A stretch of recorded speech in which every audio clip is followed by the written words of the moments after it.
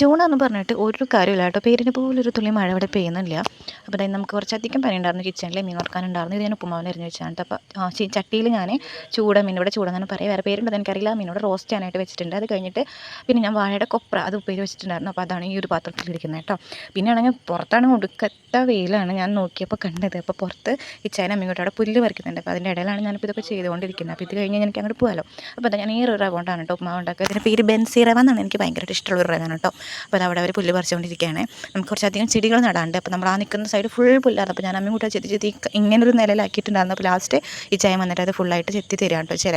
പിന്നെ ഇതിനകത്ത് കടുകില്ല കേട്ടോ. ഞാൻ ഇതൊക്കെ അരിഞ്ഞ് കഴിഞ്ഞത് ഇട്ടപ്പോഴാണ് ഞാൻ ഓർത്തത് അയ്യോ കടുകില്ലല്ലോ എന്നുള്ളത്. സംഭവം ഞാൻ ഇടാണ്ടല്ല, കടുക് തീർന്നിരിക്കുകയായിരുന്നു. അത് അരിഞ്ഞപ്പോഴാണ് എനിക്ക് ഓർമ്മ വന്നത്. എന്നാലും കടുകിനകത്ത് ഉപ്മാവ് നല്ല രസമുണ്ട് കേട്ടോ. കടുക് പൊട്ടിച്ചില്ലെങ്കിൽ ഉപ്മാവൊക്കെ ഉണ്ടാക്കാമല്ലോ.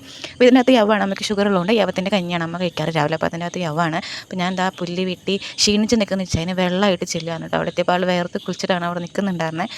കാരണം അത്രയധികം പുല്ലും അത്രയധികം പണി ഉണ്ടായിരുന്നു. പിന്നെ വെയിലായിരുന്നല്ലോ, ഭയങ്കര ചൂടായിരുന്നു. പിന്നെ ചായ കൊടുക്കാനായിട്ട് പോയിട്ട് ഞാൻ എൻ്റെ ചായയിൽ ഞാൻ മധുരം ഇടുന്നുണ്ട്. ഇച്ചാൻ്റെ ചായയിൽ മധുരം ഇടാറില്ല. അവർക്ക് മധുരം അങ്ങനെ ഇഷ്ടമില്ല. എനിക്കും ഇഷ്ടമല്ല. പക്ഷേ ഞാൻ ചെറുതായിട്ട് അന്ന് ഞാൻ മധുരം ഇട്ടിട്ടുണ്ടായിരുന്നു.